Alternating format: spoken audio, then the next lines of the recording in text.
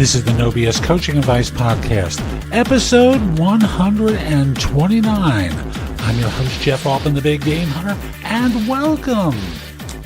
Now, it is a gorgeous day where I am, and I hope the same is true of you too. And I thought I would do a show today about good fortune, luck, karma, however you want to think of it, and start off by saying, if you think you're going to get lucky sitting in the house or sitting in your office, if you think opportunity is going to knock, there it was, opportunity knocking, just by staying where you are, it's highly unlikely. Most of the time, we make our luck. Most of the time, we're prepared for it, but if no one knows how good we are, how effective we are, how nice we are, how do we meet someone? How do we get that job that we're interested? Really can't, because no one knows about it and no one's in the position to see it. Making your luck. There's so many instances of people who make their luck by just meeting someone. I know that happened to me when I met my wife. Just being in the position where I did something a little bit different, and so did she, coincidentally. And we met, and over the course of a few years, fell in love. I'll just say, you can't be lucky sitting at home doing nothing. You got to get out there and start talking to folks. The New York Yankees are an unusual team this year. If you look at their lineup, boy, have they been hit hard. They're the ace to their starting pitching staff, Luis Severino, out all season. Not sure when he's going to be back. Their starting right fielder, Judge, out for a good part of the season. Their starting left fielder, Stanton, out for most of the season so far. I think he played a week and that's been it. Their starting shortstop, out so far the entire season. Maybe he's going to be back in a week or two after having been out for months. Now, this isn't about them being out of the lineup. It's about the other players who had the good fortune to have these opportunities. You see, luck is a part of things. You don't get to get on the field if you're lucky. You have to be in the right situation and be ready for it. Gia Urshela, who's been playing third base because the Yankee third baseman has been out almost the entire season. He was a poor hitter for most of his career. Good fielder, good utility man, as they say in baseball. But he's given this opportunity. He's hitting .340. This is unbelievable. And he's been clutch. The guy who was supposed to be the utility player, he's playing second base now. He's doing great. He's hitting .300. Their shortstop, the guy who's subbing for the starting shortstop, he's really the second baseman. Also doing great. You go through the team, and they're in first place by, I believe it's 2 games at this point. And here's the reality to it. We don't know what's going to happen, but up until this point, these folks have had the good fortune to be ready and to perform and be lucky enough to be in this system when a crisis hit, to be on the Yankees when they were needed. A lot of people have opportunities and then complain when they don't perform. You have to be ready. It isn't just the luck that's going to get you to where you want to go. Last week I asked you, who do you want to be? Not what do you want to be when you grow up. Who do you want to be as a person? What kind of woman or man do you want to be as you start to approach the end of your life? What would you have wanted to accomplish? Where would you have second guesses if tomorrow was the last day of your life? I'll say very simply, what it really takes is taking steps to move the needle forward consistently.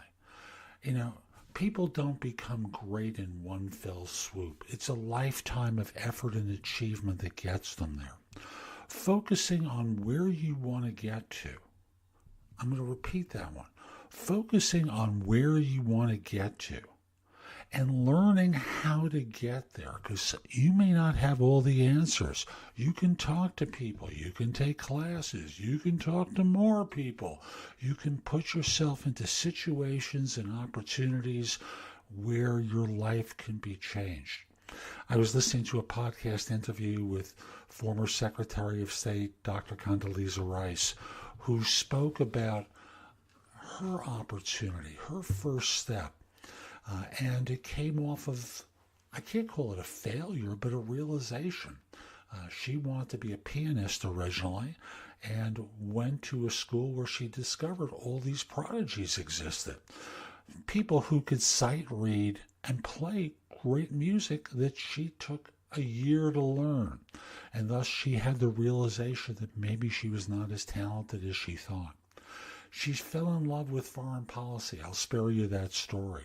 And attended a class or a lecture that was given by National Security Advisor Brent Scowcroft, I think his name is.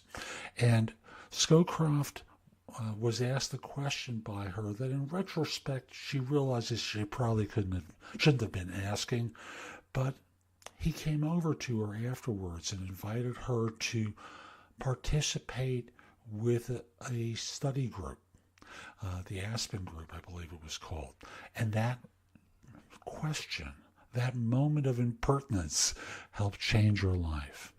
I'm not suggesting being impertinent with people, certainly not, but putting yourself in the situations more often where you can distinguish yourself, get noticed, get your questions answered, be in contact with people, not hiding behind a computer thinking you can email someone.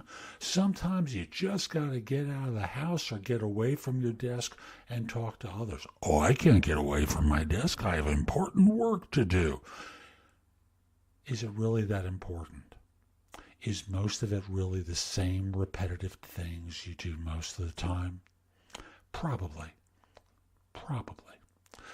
Ask yourself the honest question. Are you happy with the way your life is going? And what can you do to change it? Not a big change, small incremental steps that move things forward to help you get to where you want to be. So many people think they have to figure out how to do everything on their own or never ask for help or support. Why is that? Well, a lot of reasons, but it ultimately starts off with when we're young, we're encouraged to do things on our own. And we get into school, and if you cooperate with another student, that's called cheating. And we're told never, ever be a cheater. When we become an adult, we carry that idea forward, and the problem is, it's so much easier if you collaborate and cooperate with others.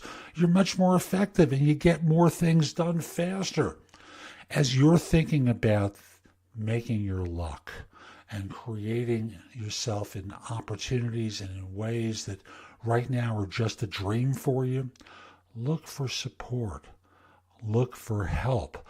It can come from any number of places, including coaching, but I'm not here to sell you on that. I'll just simply say, don't try to figure things out by yourself. If you could have done that before, you would have already done it. Get some support. So that's today's show. I hope you enjoyed it. And if you did, subscribe in Apple Podcasts, Spotify, Google Play, wherever you listen to the show. Just subscribe so you get downloads whenever I release a new episode. Each show is going to be bite-sized morsels of advice just like today's. I hope you enjoyed it, and I do hope you subscribe. And if you do choose to subscribe, I hope you decide to support the show. There's a link that will take you to anchor.fm where you can make a pledge in support of the show. I'd greatly appreciate it. If you're interested in my coaching you, connect with me on LinkedIn at linkedin.com/IN/the Big Game Hunter. Mention that you listen to the show. I just happen to like knowing I'm helping some folks. And once we're connected, Message me about your interest in coaching. We'll set up a free call. We'll get acquainted, see if it makes sense.